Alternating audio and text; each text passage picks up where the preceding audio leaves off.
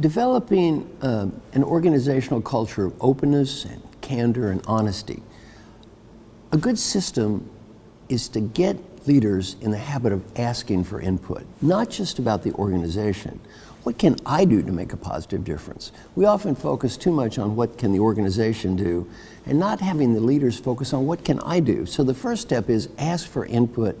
How can I make a positive difference? How can I create this culture? The second thing is when we get ideas is listen to what people have to say and fight the urge to talk. Ask, listen, and the third step is think. Think before responding. Our natural tendency is to snap up too much, to interrupt. I teach leaders to have the patience to ask, listen, think, and then thank people for their input. Don't punish the messenger, very important. Thank people for taking the time to help. And then the next thing is after collecting feedback, you have to respond. Let people know what you've learned, how you're going to deal with it, and then involve them. Say, for example, we want to create a culture of openness. Keep giving me ideas so that we can do a good job of this. I'll do my side and you do your side. Then the next step is, of course, you have to do something. You have to change. And then after changing, the key is closing that communications gap through follow-up. So what you say is, you gave me input that I could do the following. We've listened. Here's what we're doing. We're involving you. Things are getting better. Thank you. And you know what? I want to keep getting better. What is compassion? Compassion, we can think of as having three components. Paying attention to the other who is in pain. Compassion is noticing the other person, noticing what they're feeling, noticing that that elderly patient can't reach the water. And the second component is empathy, is having an empathic response, is if we see somebody in pain, that we feel for them, we feel pain for them. And then the third is the decision to take intelligent action to help them. So noticing, paying attention, empathy, and taking intelligent action.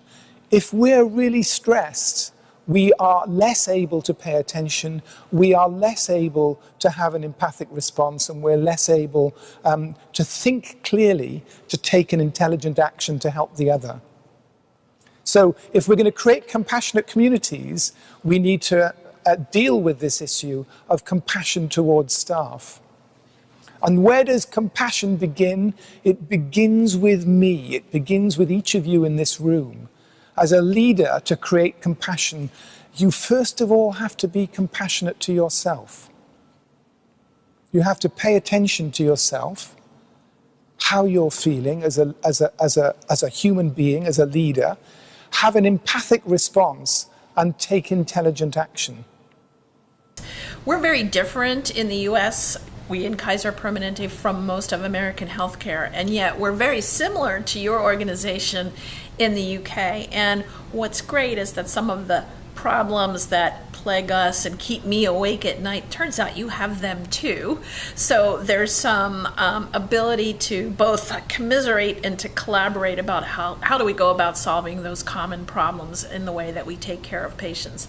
The other thing that I think is really terrific is the focus that the NHS has on things that are very important to us in KP. That's making sure we're delivering absolutely the highest level of care. The patient experience seems to be forefront in your minds as well.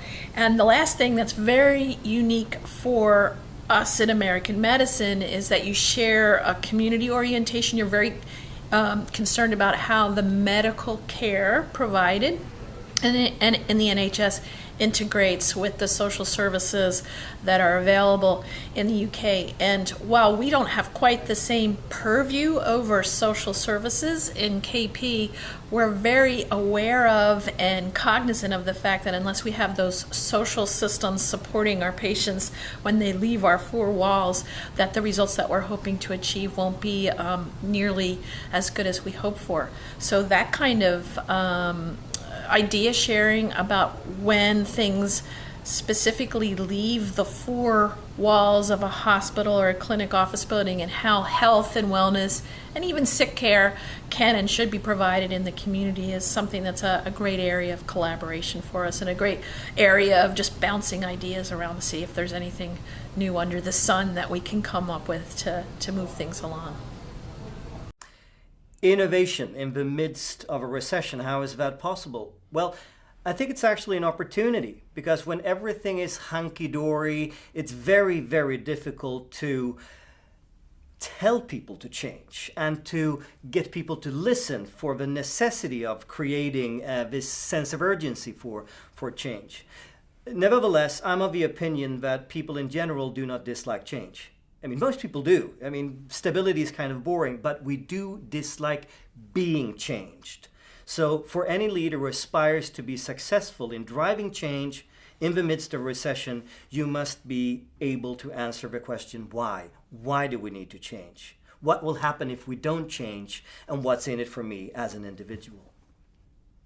Can only agree with Jonas that a leader's best friend is a crisis, because that gives you the opportunity to show people, look, we have to change the way we work around here. And I'm talking about political leaders or business leaders or leaders of organizations. The principle is the same. A real crisis is a leader's best friend. Now let's talk about the Francis report for a second. Francis report. What did you get feedback you need to do? Create an open environment. Let me give you my suggestions. On the Francis report, my suggestion on this one is, if you just do what we talked about today, this is very good for creating an open environment. And I'm just brainstorming now, but let me give you a couple of ideas. Pick one behavior. Say, call it creating an open environment. And you say, I want to do a great job of creating an open environment. Then you could say, all right, give me suggestions of how we can create an open environment. Build in some follow-up. And let me give you another suggestion on surveys. Don't ask too many questions. People get sick of filling out these forms of 30 questions, 50 questions, 100 questions. Cut it down to like 2 or 3 simple questions. You're not going to change everything in the world anyway. And if you have too many questions, people get so spread out that they're trying to do everything. My suggestion for you responding to the Francis survey is keep it simple. Pick the big themes, creating an open environment, leading by example, or encouraging honest input, that kind of stuff. Don't make it too complicated. Then you can get people to actually do something. And don't analyze it to death. Don't have myriad meetings and forms and big, thick reports. Nobody's going to do any of that stuff. It's too much stuff. You can't remember some big, thick report and all these forms and all that stuff. It's all nice, but the reality is it's not going to change anything. You're much better off keeping things very simple and focused, that you actually do something that you can measure. The other thing is, if you do what I just taught you today, you can measure success. You can actually document we're getting better, and you will get better. Now, so part of it is that, and let me tell you the other thing I think is very important, that is mutual responsibility. Now, there's one thing I think you all have as a danger. That is this. You have spent so much time critiquing the organization, if you're not careful, you can start encouraging what I call victimhood. Poor me, it's not my fault, the NHS is bad, and I am a victim. Really, I think you need to encourage people to take responsibility too. Now, on one hand, you can say all you want to, I want to create an environment where you express your opinion, if you're my boss. If I don't have the courage to express my opinion, I can blame you, but maybe the part of this is not your fault. Maybe the part of it is I lack courage. So I think it's also real important to say this is a two-way street. If you're my boss, on one hand, you do need to be open and listen to me and not punish the messenger and all that. On the other hand, I could have the courage to say what's on my mind and not sit there and hide behind you and act like a coward and say, well, she didn't want to hear my opinion, or she might have said something nasty, therefore I won't talk to her, and it's not my fault, I'm a victim, it's all her fault. You need to get mutual responsibility. You need to do your job and I need to do my job. Because if it just becomes the company needs to take care of this and I as an employee have no responsibility, it's not going to work. Because all the employees are going to learn how to do is critique you. They're going to learn to critique you, they won't get any better. So very important, I think, establish this concept of mutual responsibility at all levels where everybody takes responsibility to get better. And the other thing is, the other challenge I think you have is, you have spent so much time critiquing the organization that you may lose this impact at the individual level. You are the organization. And rather than focus on what can the NHS do, which is this broad nebulous thing that, who knows what's going to change this big thing anyway, unless you're the CEO, the one thing you can definitely focus on, what can I do? Leading psychologists and psychiatrists like Barbara Fredrickson and Dennis Charney have spent quite a lot of time looking at factors that help people to become resilient. They've studied people in situations of extreme adversity to try to help them to understand the characteristics of people who do well in these kind of situations. For example, Dennis Charney, amongst other things, looked at some of the American soldiers who were imprisoned in the Vietnam War, often spending years in solitary confinement. Barbara Fredrickson looked at survivors of the 9/11 disaster in America when the aircraft flew into the Twin Towers. What they were searching for in looking at these people was some of the characteristics that they have that enable them to do well, even in situations of really extreme adversity. There are lots of findings from their research, but one of the key findings is that the people who seem to do well or even flourish in these kind of circumstances are the people who have a very clear sense of what they're trying to achieve and a very clear sense of what's important to them and their own values. In other words, they have a strong sense of purpose, and that sense of purpose is very clearly aligned with what they think is important and what's valuable to them.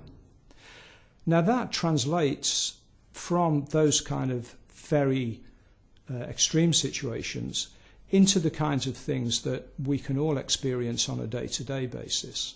So that often a source of resilience is to remind yourself why you're doing something, what the purpose is, and making sure that the purpose of that is aligned with something you feel important. If you can do that, if you can remind yourself of what matters here, then quite often it's possible to see light at the end of the tunnel and actually pull yourself through what can be a very difficult situation. So how do you, as a traditional leader, learn how to navigate this new landscape?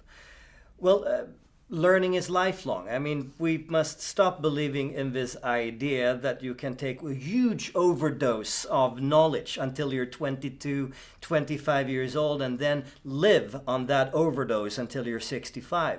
You need to educate yourself, you need to get out there, and I think hanging around with a diverse group of people, hanging around with young people, hanging around with people with a different gender, hanging around with people outside the organization. Diversity. Expose yourself to diversity.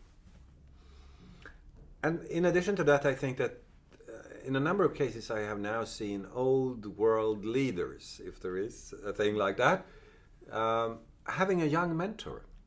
A person that is 19, 20, 21. It should not be their kids, because you don't have that kind of relationship to your kids. It has to be someone else that you might respect because they are an established hacker or whatever. But young mentors, the way we have used mentors the other way around, of course for ages, that you have a senior person that you can discuss your situation with, this is just the opposite. And I have seen it fly many times. So the first is about having an inspirational vision and a set of values focused on high quality care. And vision, kind of always sounds like, well, it's just a bunch of words that you put on the website or in the strategy document. But it is important because what vision is doing is saying to everybody in the organization, this is what we are about. This is what this community, this organization, this trust, that is just another human community. This is what we are about. This is what we stand for. This is what we're pursuing. It provides direction. It gives people pride. It gives people a sense of where they fit in within the organization. And if you look at organizational missions like the NHS England mission, they are inspiring, and they're meant to be inspiring. They're meant to motivate people. They're meant to make people feel good about what it is they're doing, but they're meant to give direction overall. And every trust that we went into during the course of our work had a vision, and they were more or less inspiring, And they were pretty much all of them emphasizing high quality care in the NHS. So that's really good, really is a source of comfort. However, when we looked at the board meeting minutes, what we found was that what boards were often talking about was not high quality care. In fact, in many of the board meetings, the quality of care was not an agenda item. It was barely discussed. In fewer than 18% of cases were patient complaints ever discussed. And a lot of time was spent discussing other issues. Patient experience was almost never discussed. So when we have visions, the purpose of a vision is that it should tell us, in a sense, what our DNA is. But actually what we see very often is that boards are discussing other issues like productivity, cost effectiveness, meeting the requirements of regulators, rather than focusing on the quality of care as the priority. Those things are important, of course, because that's how you run organizations effectively. But actually, if they become more important than delivering high quality, compassionate care for the board, guess what? It trickles down through the organization. So what we found was that in boards where high quality care didn't seem to be a priority, as evidenced by the minutes and what board members said about their objectives, staff members in the National Staff Survey said they were not able to deliver the quality of care that they wanted to. They didn't feel supported to deliver the quality of care that they needed to. So how leaders, the kind of leadership we have, and the way leaders behave has an impact on the whole organization. So when we have visions, we have to live them. And that applies to people at board level, right down through the organization to leadership at the frontline level. But actually what staff see is that high quality care is the #1 priority. And that is evidenced to me by what my leaders are paying attention to, what they're monitoring, what they're rewarding, what they're talking about. Make sense?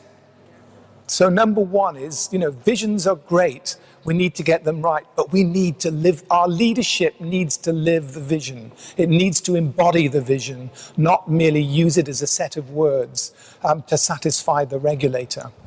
And it's also about recognizing that what vision communicates is the values of the organization. And when, Deborah used the word culture, and I've come to believe in my work life that actually the real action in understanding organizations and changing organizations is culture. Culture is the way we do things around here. I think there are two truths about data. First of all, information is the fuel that powers change. Information is power. We are simultaneously awash in information and bereft of it. It's what you do with the information that gives you what you need out of it. And there's a corollary that I'm going to talk about later, okay? Just hold on to that asterisk. But in the meantime, this is what I really believe. It's how you use your data that determines your success. The reason why I love data, like I said, is I sit and I see possibilities in it for the next good thing we can do. So it's how you use data that determines your success.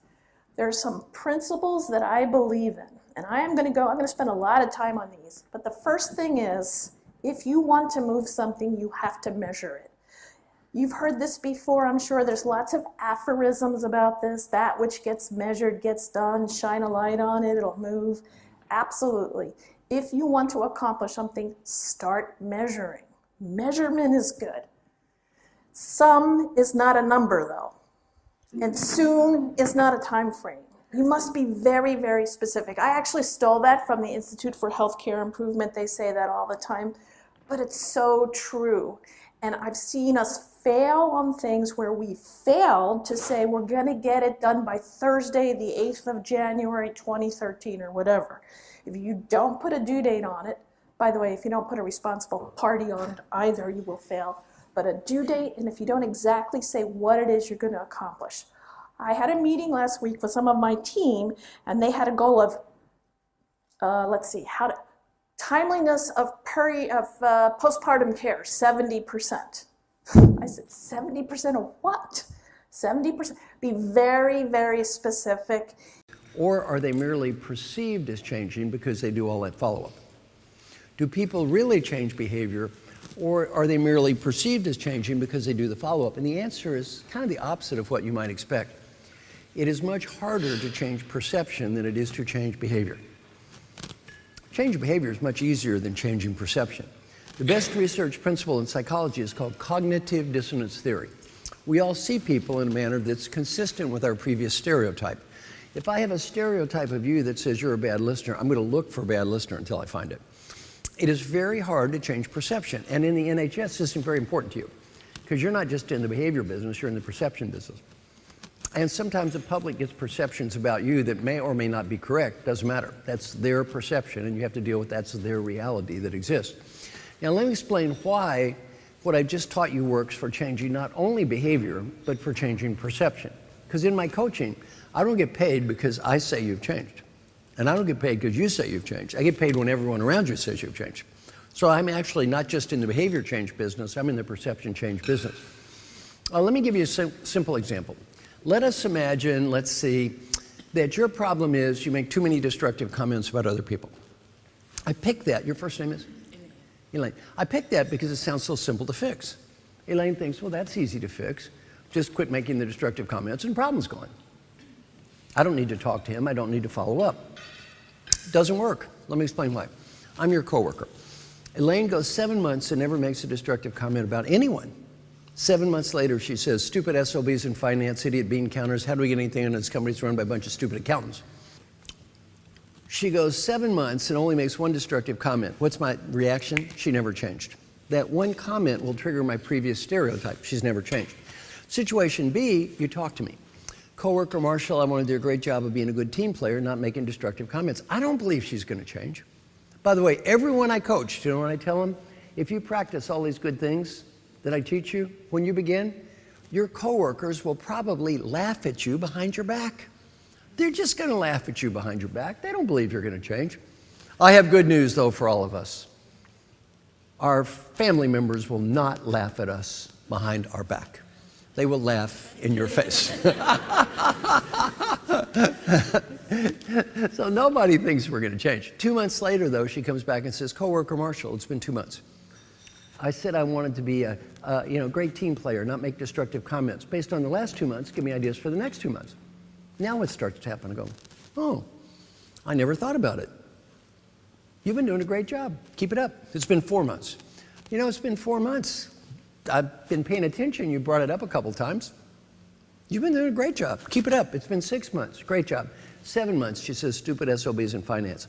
I say, you know, coworker Elaine, you went 7 months without doing that. You shouldn't have said that yesterday. You shouldn't have said that. She says, you're right. I'm going to apologize to the team. Situation A, did her behavior change? Yes. Did my perception change? No. Situation B, did her behavior change? Yes. Did my perception change? Yes. In leadership, it doesn't matter what we say. All that matters is what they hear. When I started looking at the human mind, I think there were a number of light bulb moments that made me start thinking of a new way of looking at it. For the first point was in clinical medicine, you would see people acting in a way that they'd actually disagreed with, and you wondered why they were doing that if we make the assumption that the human brain is under our control. There has to be another reason why they're doing this, apart from just being addicted to, say, alcohol or drugs, but even at a lower level, people who had problems with eating or containing themselves emotionally in any way. And so I didn't feel these people were necessarily ill. It seemed like part of their brain was sabotaging their well-being and was actually hijacking them and making them do things they didn't want to do. I also coupled that with ideas in seeing something like Pick's dementia, where you see selected parts of the brain degenerating, and yet the personality is still there, but it alters significantly, and the person has impaired judgment and behaviours that really aren't traditionally what I'd expect to see them do. So I started putting this together, coupled with work in the neurosciences, where we could see from functional scanners of the brain and PET scans that when we think emotionally, there are different parts of our brain lighting up and taking the blood supply. And these parts are not under our control. We have to try and manage them, but they can override us, and we get emotional hijack. When we're actually calm and collected, then a different part of the brain starts to lead and takes the blood supply, and this then gives us what appears to be conscious awareness of decisions and actions. So what we ended up with is two parts of the brain that appeared to be in conflict with each other, and that made me think, well, there must be more to it than just a single brain operating under our control. That didn't make sense to what I was experiencing and the science behind it. What I did then was to draw up a model, so it's not a hypothesis or scientific fact, it's based on neuroscience and my experience and recent research, particularly in the States, where we can see there is a thinking, analysing part of our brain that we're not aware of, and often it comes up with conclusions that we are still not aware of consciously, and then it causes us to act on these. So you can see that effectively what you've got are two personalities and two acting systems. And most people, when I started delivering this to them, would recognise this. And as a fun model, I told them about the chimp and said, well, this is like having an inner chimp.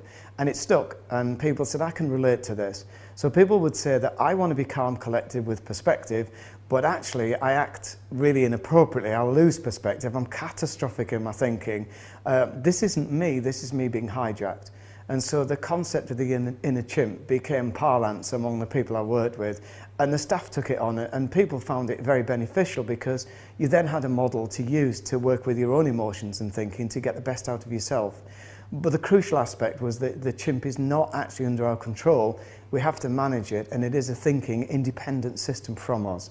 And it's recognising that. If you want to then say, well, how do you manage the chimp? It gets more complicated because this part of the brain is dominant to us as human beings.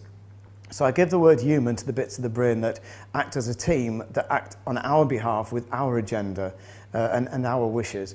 The bit that acts with its own agenda, which is about dominance, territory, drives, is the chimp, and it thinks with a very different system and different morals as well. So what I did is said to people, if you look at the chimp, how can we manage this?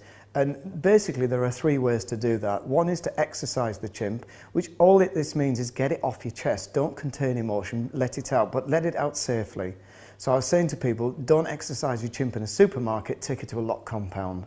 And by that I mean don't exercise your emotions and thoughts to people who can't receive these or will react to them. You go to someone in the right place, the right time, and that gets it off your chest and helps you to reflect. Because scientifically, as we speak from our chimp brain, the human brain is listening. So often when we're finished exercising the chimp, the human will say, actually, that's crazy. I don't agree with that anyway. So we started employing this certainly within cycling, and we found it very productive within teams and individuals. So that's one way. The second way is to box the chimp, and this is really taking ideas from cognitive behavioural therapy, because part of the brain, which I call the computer, nudges the chimp. And so we looked at belief systems, and if you box the chimp, it's giving values or systems or truths that ring true to you and maybe unique to you, that settle your emotions down and stabilise you. And the final way was to give the chimp a banana. And basically that was to reward yourself, give yourself some kind of encouragement or a distraction. So there were two types of banana. So it became a fun model, and it was always meant to be that, but it actually took on quite serious consequences. If you apply this model and you look at yourself, I think the first thing to get the best out of other people is to get yourself in a good place. So I think people need to be kind to themselves. There are so many people who don't understand what's happening in their mind and then take responsibility for chimp thoughts and actions. We're not responsible for the nature of the chimp, but you're responsible for managing the nature. So that is a subtle but very powerful point. It takes away all the guilt that a lot of people suffer with, and also this self-deprecation or beating up of self is really unhelpful, and we know that. And if we can recognise that actually we don't always agree with what the chimp does for us or acts or says, then we can start learning to recognise this and manage it.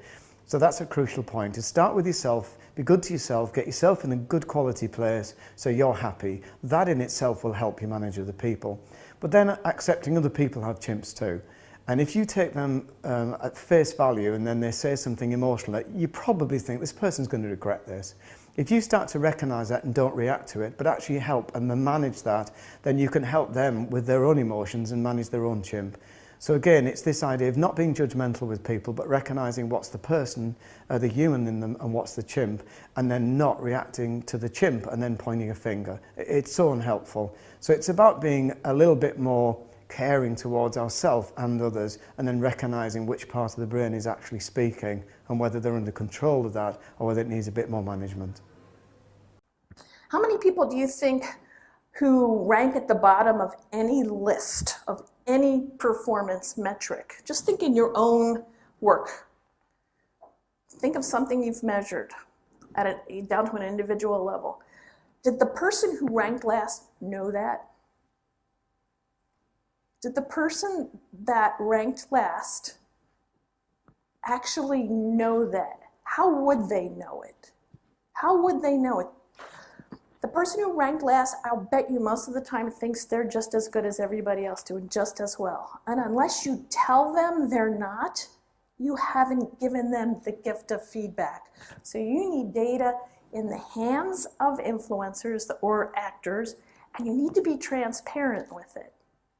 You need to be transparent with it. People get all kind of about being transparent or showing unblinded data. I have to tell you, hardly ever does anything move unless you unblind it. The high performer needs to share the tips and techniques for how they are a high performer, and the low performer needs the gift from you, their leader, of being told, you're not so good at this thing, and here are the ways we want to help you get better. But honestly, most of the time, these are well-meaning people who think they're doing everything just fine, and they've never been told before that they actually rank at the bottom of the class. This is really important. Challenge everyone to match the performance of the best. That means if you're a team of 4, you are all working in the same environment, right? You're all in this corner with this set of patients, with this little living hell to deal with, which may be worse than everyone else's little living hell that they're dealing with, but you 4 have the same little living hell. Who's performing the best of the 4 of you? Can everybody be as good as that person? And think about that as you go up the chain. If there's now 5 teams and there's an array of performance across 5 teams, all right, each of the teams may have individual variation inside their team, but think about it across 5 teams. Why can't that team be as good as that team?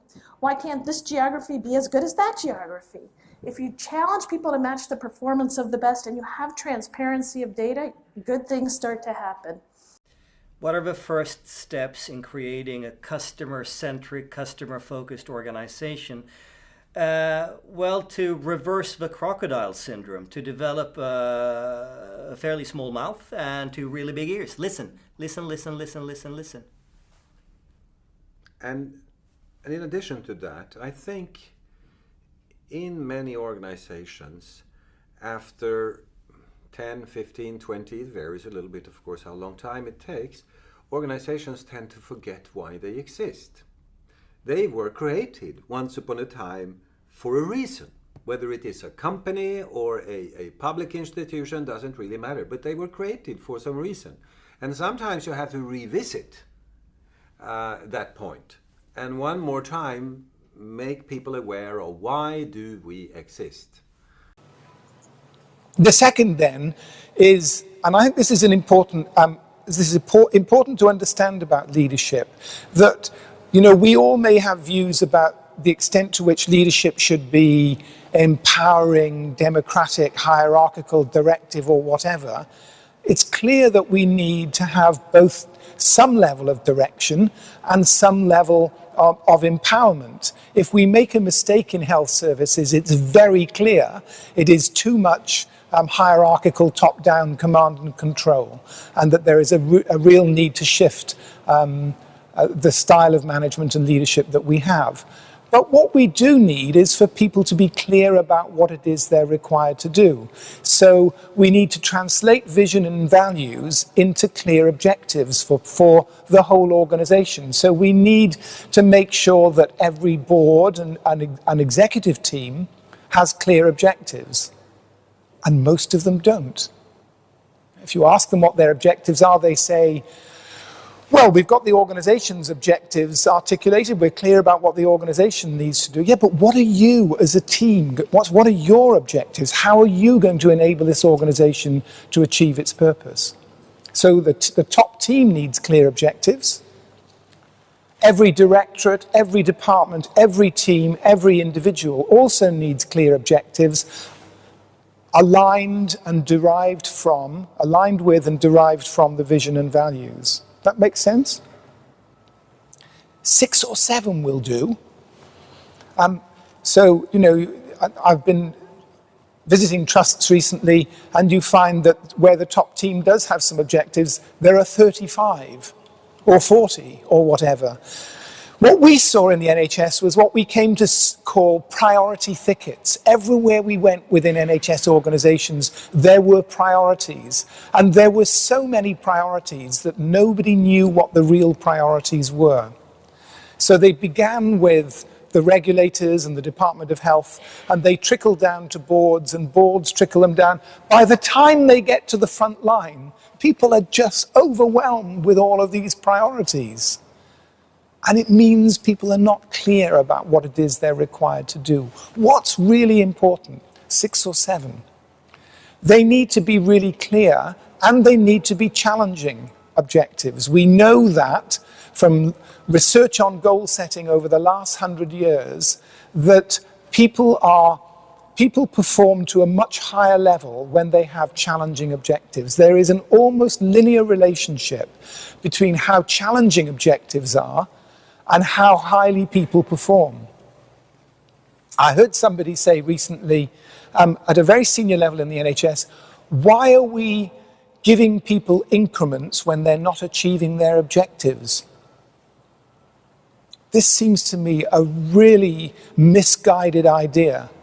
If we say to people, you only get rewarded when you achieve your objectives, it is a recipe for them setting the least challenging objectives they possibly can. What we should be doing is enabling people to be successful and rewarding and recognizing progress towards achieving objectives, not have you achieved them or haven't you. So challenging clear objectives in a limited number. I worked with David Nicholson's team earlier this year. They got it down to 5 objectives. So if his team can get it down to 5, then I think in every organisation we should be able to get it down to a limited number. They did try, by the way, to add a 6th, which contained 10 more objectives, but we had a discussion about that. Now, this is a little bit cut off, but this is to my point. Make sure you're asking the right questions of your data. Make sure you're setting very specific goals. Make sure you understand the thing you are measuring. Very important. Question at the top says, ask the right questions and set the right goals. Now, this is a little audience participation question, okay? Which gives a more accurate perception of speed of access to services? Is it the number of patients seen in a defined time interval, or is it actual length of interval to the first available appointment? Now, everybody's got to vote. Who thinks it's the number of patients seen in a defined time interval? Okay. Who thinks it's the actual length of interval to the first available appointment? Pretty much everyone always says number 2, and it's wrong. Pretty much. Think about it. Let's think about, what does that measure? How many patients' experience of access does that measure? Exactly 1 patient. Exactly 1 patient. Okay? How many patients' experience of access do you want to measure?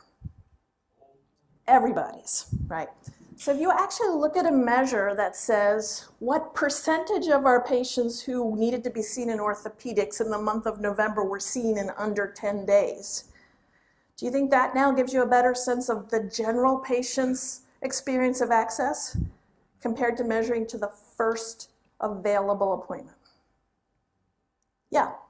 And that's what we found, is actually that when you measure percent seen in under 10 days, that correlates tightly with patient satisfaction with access. There is some literature about how to measure patient satisfaction with access. It's very interesting. None of the literature studies this method, none. Almost all of it studies time to first appointment or time to third appointment, which are measuring exactly the experience of 1 patient and 3 patients. But if you have 20 patients waiting in a queue, what happened to the other 17 of the 20 who didn't get one of the first 3 appointments? That's what's missing in that measurement. And so you have to think very carefully on any question. And if you get results, I'll get to this later, but if you have a plan for something and it doesn't change when you implement your plan, something to think about. Okay, so this is actually how we measure access.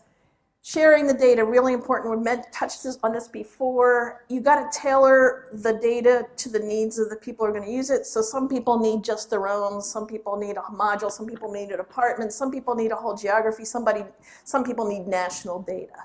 Give it all to everybody in the slice that they need. That empowers them. Push it out and deposit it. Push it out means send it to people. You know, throw it on their desk every day. We send out data daily on certain measurements like primary care access and how many telephone calls to our access center got answered within a certain time frame yesterday. We send out data weekly on specialty access. We send out data monthly. We send it out quarterly. We also deposit it in a repository where anybody can go any day, any week, any month, any year and look at all of the information. But that way, it's in their hands, it's delivered to them, hard to avoid it, but also there for reference. If you challenge all to match the performance of the best, you have to have transparency. And I actually believe that you can never underestimate the power of competition. Now, I'm sure that medical students in the UK are like medical students in the United States. They're very competitive. Everybody wants to get the A+. That's how you get into medical school in the United States. And so there's just that little bit of, you know, hubris that goes along. And when you show transparent data, when you unblind it, it starts to spur change. First of all, you'll know that when you show unblinded data, everyone will say the data is wrong. It's always wrong. Well, it's not really always wrong, but it will always be wrong in their mind's eye. That's where you practice data humility and you say, well, give me every mistake you can find. Give me every mistake you can find. Give it to me. Call my cell phone. Just give it to you. I want to know every mistake. But give me a name, patient that it was wrong on, give me a date, give me some specificity. Just don't tell me the data's wrong. Now, what will happen is you'll find some data that's wrong. We'll talk more about that.